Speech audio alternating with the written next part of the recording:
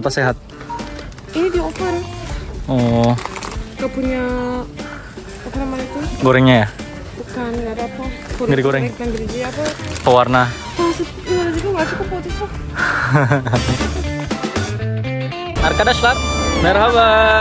Oke guys, selamat datang lagi di YouTube channel kita. Jadi kita di video kali ini pengen update kehidupan kita guys. Jadi beberapa minggu terakhir ini kita melewati musibah guys. Capek lagi. Jadi ceritanya istriku kan dapat kartu hadiah gitu ya buat belanja dipakai di market gitu. Dari lebaran kemarin. Dari sebagai lebaran. hadiah buat lebaran. Dan kita pakai kartu itu buat belanja gitu. Tapi kita belinya yang kecil-kecil sedikit-sedikit buat coba-coba aja gitu. Kayak yang murah-murah. Jadi sisa duitnya sebenarnya hampir semuanya masih ada dalam kartu gitu. Ya kayak 90%-nya masih ada lah gitu. Nah, kita pakai kan, kita nggak ada mikir ini uangnya bakalan diambil atau uangnya bakalan dicuri atau gimana. Soalnya kan di dalam kartu dan itu nggak mungkin gitu menurut kita gitu ya. Itu cara bayar dengan kartu itu. Kalian langsung kasih kartunya, langsung bayar.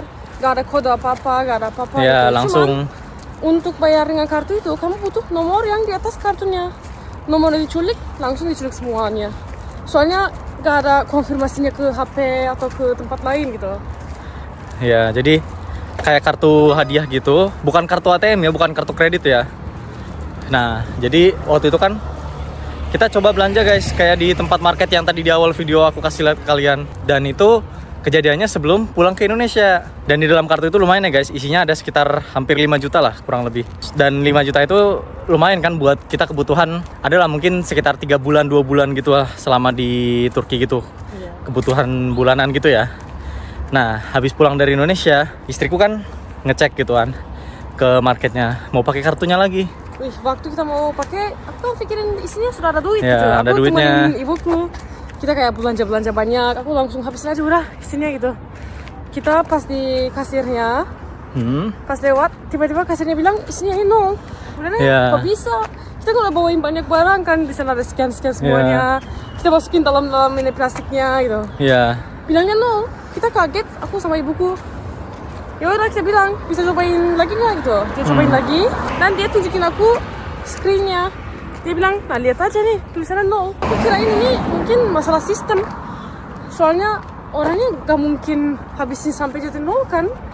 Kalau beli pun pasti ada ininya gitu. Padahal kayak 0, berapa gitu, pasti ada gitu prosesnya. Mungkin itu sistem masalah aja. Nah, ternyata beneran habis guys kartunya. Kita nggak tahu tuh apa yang terjadi di sana. Dan itu lumayan ya. Ada jarak sekitar 1 bulan lah setelah kejadian itu. Waktu itu kan kita mikirnya, oh ini paling kesalahan sistem doang gitu kan. Ternyata emang setelah berkali-kali dicek itu bukan kesalahan sistem guys. Ternyata isi kartunya dicuri. Nah, dari mana kita bisa tahu dicuri? Istriku ngelapor ke tempat kerjanya guys. Jadi itu kan sebenarnya kartu dari tempat kerja istriku ya. Dan tempat kerjanya itu dia laporan langsung ke marketnya yang pemilik kartu itu. Untungnya bagusnya nih bener-bener diurus guys sama mereka, jadi bukan cuma omdo gitu. Iya nanti kita laporin, ya nanti kita laporin tuh. Nah, untungnya langsung diurus. Mereka langsung kirim aktivitas kartunya. Ya di follow up terus. Gimana gitu duitnya. Jadi kita kan tinggalnya di Istanbul kan. Ya. Jadi habisnya di jauh banget dari Istanbul. Di kota lain guys. Di kota lain, timur Turki gitu. Ya. Di Şanlıurfa ya kalau nggak salah ya. Oh iya. Apa di Diyarbakır aku lupa. Diyarbakır. Nah, itu jauh banget guys dari sini guys. Jauh banget. Kayak gak mungkin aja gitu. Jadi kita mikirin kayak gimana, kita gak tahu. Kita kan kirim mail ke tempat kerjanya, kita nunggu jawabannya. Akhirnya aku capek gitu. Aku langsung pergi ke marketnya. Aku tanyain, di sini ada orang Diyarbakır nggak sih? Soalnya aku mikirin ini, mungkin orang Diyarbakır, dia lihat nomor di atas kartunya, dikirim ke keluarganya di Diyarbakır, bisa habisin di sana kan? Yang mereka butuh cuma nomornya doang. Jadi mereka langsung kaget. Mereka tanyain, kenapa kamu tanyain orang Diyarbakır itu? Dia udah keluar dari kerja. Aku bilang, kok bisa keluar dari kerja? Dia curi duitku gitu aku bilangnya. Pas itu si cewek kasir di sana, kasir ceweknya lebih kaget. Dia bilang, kamu juga ya? Kamu juga maksudnya apa? Ternyata ada satu orang pekerja yang emang asalnya dari kota itu guys, tapi dia udah dikeluarin dari kerja. Nah, kenapa bisa dikeluarin dari kerja? Ternyata dia pencuri guys. Katanya orangnya sebenarnya culik, duitnya banyak orang juga. Bukan cuma kamu ya, bukan cuma uang kita doang gitu. Itu alasannya dia keluarin dari kerja. Tapi kalau orangnya dikeluarin dari kerja kan mereka nggak bisa kontak lagi, nggak bisa potong duitnya dari gajinya lagi kan. Ya, Mereka nah kerja itu di yang sana. susahnya. Tadinya kita pengen sistem kekeluargaan aja gitu kan. Ya udah kalau misalnya dia mungkin masih kerja di sana, ya potong aja gitu dari gajinya gitu kan. Kasih ke kita gitu, haknya kita. Tapi masalahnya udah keluar dan udah gak di sana lagi guys. Mungkin juga udah gak di Istanbul, mungkin udah balik lagi ke kotanya gitu, yang udah jauh entah kemana gitu. Nah tuh langsung waktu itu dikasih nomor teleponnya dia ya. Ya aku langsung kontak ke kepala Marketnya. gitu, Oh, iya. kepala semua marketnya di bagian sana itu. Akhirnya aku bilang kalau kalian nggak urus masalah ini, aku akan laporin kalian semua ke polisi gitu. Soalnya mereka yang terima orang ini kerja kan tanpa cari-cariin, mungkin tanpa lihat ini orangnya baik atau enggak gitu. Jadi aku bilang aku akan laporin kalian semua. Dia langsung takut. Dia bilang gak usah laporin ya, aku kirim semua informasinya orang ini gitu. Ya. Soalnya kenapa takut guys? Di Turki tuh laporan-laporan gini tuh beneran diurus dan 100% gratis ya. Iya, Ya mungkin laporan di Indonesia juga gratis, aku tahu lah. Tapi kan ada lah obrolan-obrolan orang kita kan yang udah lagi kesusahan.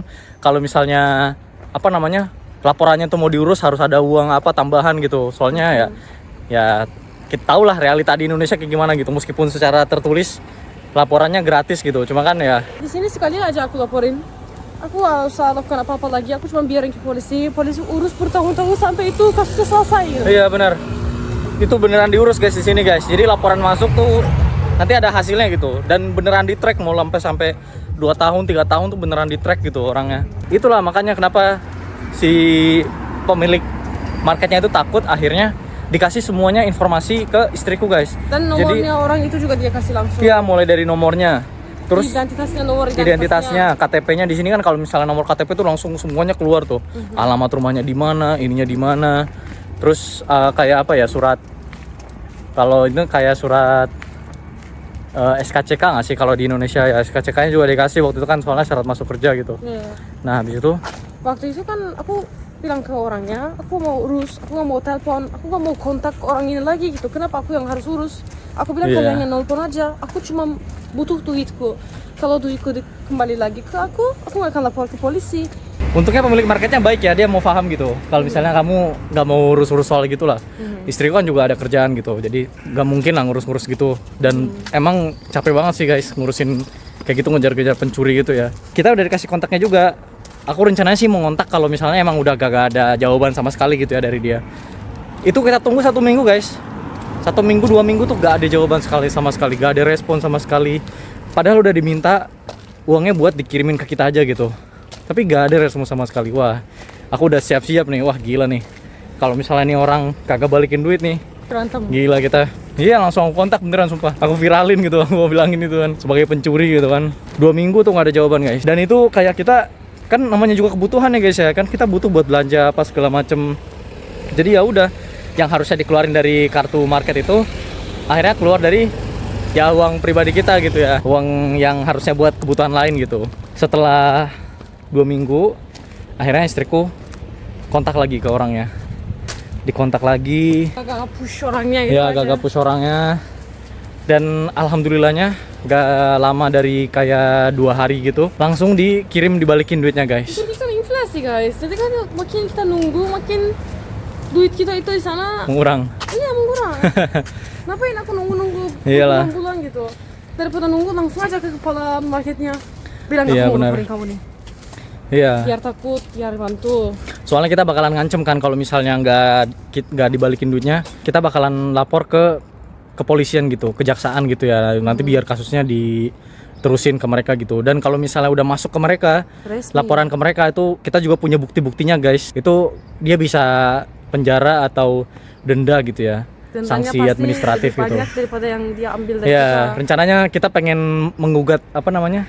Kalau dalam bahasa Turki itu maddi manevi guys. Jadi karena kita kerugiannya dari segi keuangan, terus waktu terus juga kita kan waktu itu kan lari-lari sana sini kan, istriku cobain sana sini gitu. Tapi nggak bisa gitu. Jadi ya syukurnya uangnya bisa balik dan sekarang udah di tangan kita lagi gitu guys. Ya udah guys, kalau gitu segitu dulu aja video kita kali ini, update ya cerita kita kena musibah, tapi alhamdulillah udah tersolve gitu. Dan aku senangnya kalau ada masalah-masalah gini kita laporan itu beneran ditanggepin di sini guys, sampai kayak masalahnya udah selesai nih, uangnya udah dibalikin. Terus dari tempat kerja istriku tuh telepon lagi ke istriku gitu baru hari yang lalu, dia nanya uangnya udah balik belum, masalahnya udah selesai belum gitu. Dan setelah berbulan-bulan mereka tanyain. ya udah tersolve lah, alhamdulillah lah gitu. Jadi aku senang banget sih penanganannya tuh benar-benar bisa sampai akhir gitu. Jangan lupa subscribe karena setelah ini kita punya video spesial guys buat kalian semua. Ada surprise-nya. See you guys in the next video, and as always, Guru Shurus.